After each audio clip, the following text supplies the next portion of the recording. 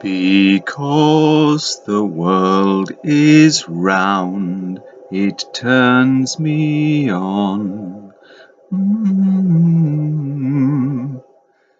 Well, yeah, it's just because it's round, it's just not spherical. People who say, flat or round, it's both, people. It's flat and it's round. It's just not a ball. Spinning, flying, zooming, travelling at some stupid, I think it's a 1.5 million miles an hour or something if you work it all out in their heliocentric nonsense theory, but it's preposterous. It's obviously not what's happening. We're not spinning, we're not moving, we're not going anywhere. The fool on the hill sees this world spinning around. The fool does. Everybody else knows it's not moving, for God's sake. Anyway, it's Sunday morning. The sun is in the east and it's flooding into my window and into my face. So I'm well lit today. Hello. I have no idea what time it is. Actually, it says 8:58 a.m. on my computer here. But the clocks went back last night, and I don't know whether the laptop has done it automatically, or I haven't listened to the radio. I don't know. But it doesn't matter. It matters to me what time it is. It's the light of the day that I go by now, really. Okay, I do still listen to the Archers now and again, but if I miss it, it doesn't bother me. I'm not super addicted to it. Dear me. I know some people who are addicted to soaps, and I pity them. I really do. Because it's just a story. It's not real. It's not real. If you miss it, it's not as if it isn't recorded somewhere. But if you miss it, for goodness sake, the end of the world. Anyway, winter is coming, and we have to, and the goose is getting fat. In fact, the geese next door to me are getting very fat, and their fate is sealed. Unfortunately, there won't be very many left in January. Anyway, that's the way it is. My goodness, it's really bright. The way to keep warm in the winter, which is well, it's the end of October now, so I always say winter is December, January, February, but that's just me. March, April, May is spring, June, July, August, summer, September, October, November, autumn, or if you live in America, the fall. But to me, the fall are a band led by Mark E. Smith. But yes, I understand Americanisms, elevator, sidewalk, etc. But anyway, yes, how does one keep warm in the winter on our flat plane? Well, the best way to do it in the countryside, where I live, is to burn wood. Wood is a sustainable source of fuel. I absolutely appreciate that we should plant far more trees, on this earth, and specifically in this country, being the UK. I think somebody did a bit of counting. Oh well, I don't know how to count trees, but they know how many trees roughly there are in this country. And I think we have the least amount of trees, if you consider the square miles of each country in Europe. I think we've got the least amount of trees, so that's not to be proud of. We should plant more, and I've got just the place to plant them. The North York moors are, to some, a beautiful, bleak, desolate land, but to me it's just a knob's playground where the torture grouse. That's what it is to me. It looks great, yes, for about a fortnight every year, in September or August, really, when the heather's in flower. But it would look far more spectacular if it was all growing, not huge swathes of it burnt off black by the gamekeepers. Now they do this, they burn the heather. I think it's every 3 or 4 years the same patch has to be burnt again to stop it growing tall. So the little chicks of the grouse can reach the tips of the heather. Well, it doesn't really work like that, I don't think. I think the parent birds harvest the. I may be wrong. I don't know much about this, but I think that either the parent birds harvest the new growth on the tips of the heather and then regurgitate it, as birds do, into their mouths of the young, or the young, once they're able, go and forage. But that's less likely to me.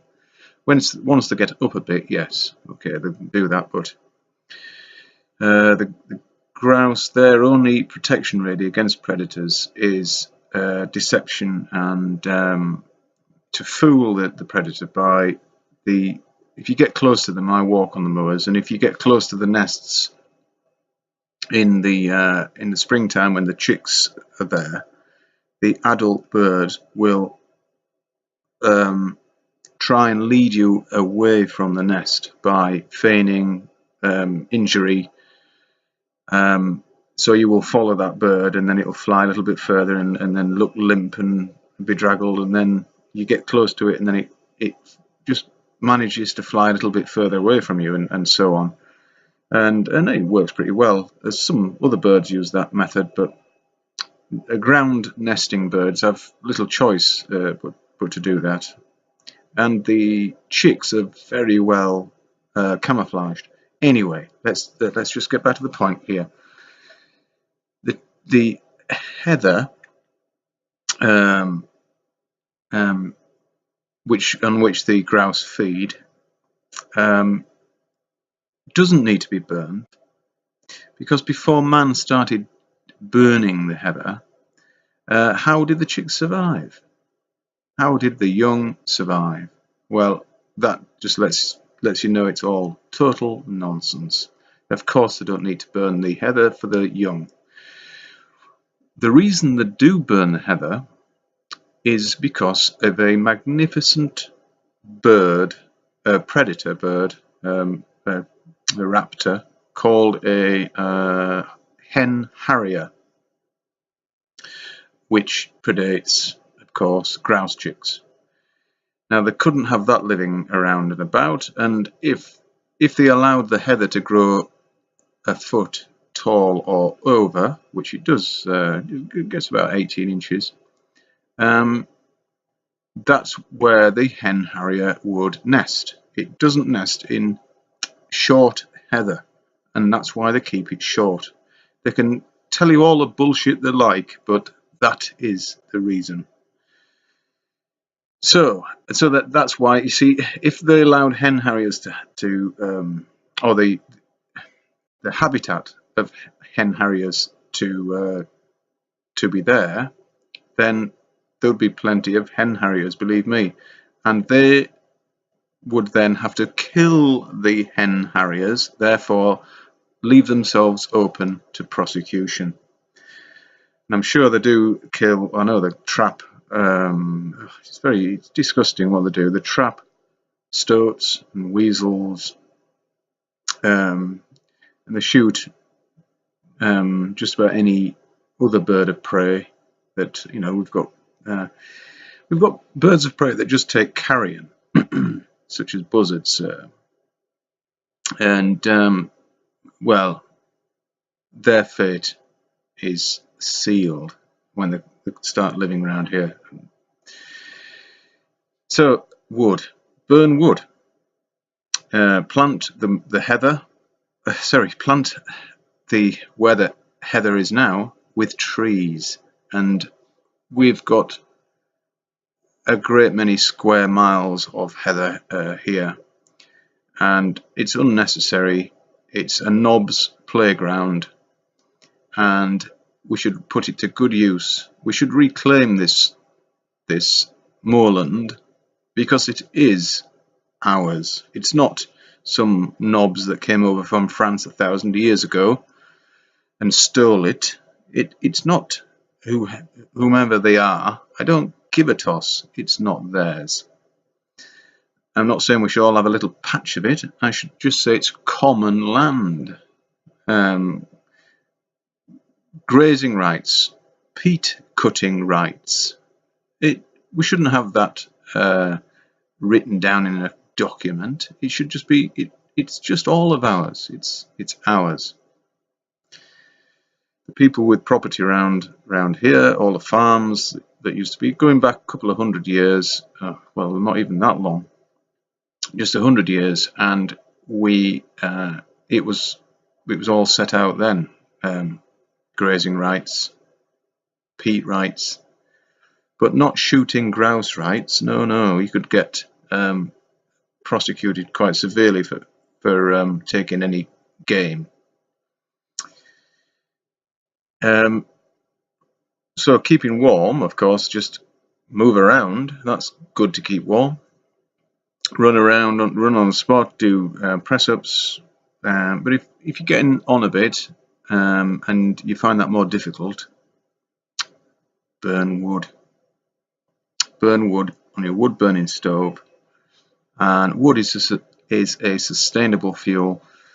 Trees capture carbon, which is what wood is really. It's just carbon out of the air, laid down as wood. Each year, a little more. That's tree rings, and the bark is the only living thing on a tree, apart from the leaves and the buds. But it's all on the outside. The inside of a tree is you couldn't say it was living. It's just like a store, and all the good stuff goes on just under the bark.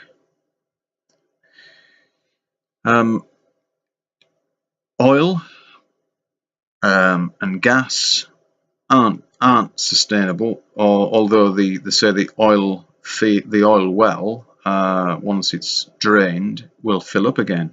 If you leave it long enough, it'll refill. I don't know about that, but it seems to be that way. But of course, in the cities, if we could tap into the electricity that's all around us, then that would be the way to heat people's homes. More renewable energy sources are good, like wind and wave and solar, all good, but it takes a great deal of energy to make solar panels and windmills, and I think the maintenance on them is we haven't really got into that rhythm yet, but once you need to maintain windmills that have been going for some, I don't know how long they'll last, but it can't be forever, can it? So they're going to have to be maintained. We need to source the natural electricity that's all around us, and they know, somebody knows how to do that. I don't, but I know how to cut wood and light it on fire, and for me, that's how I'm going to keep warm this winter.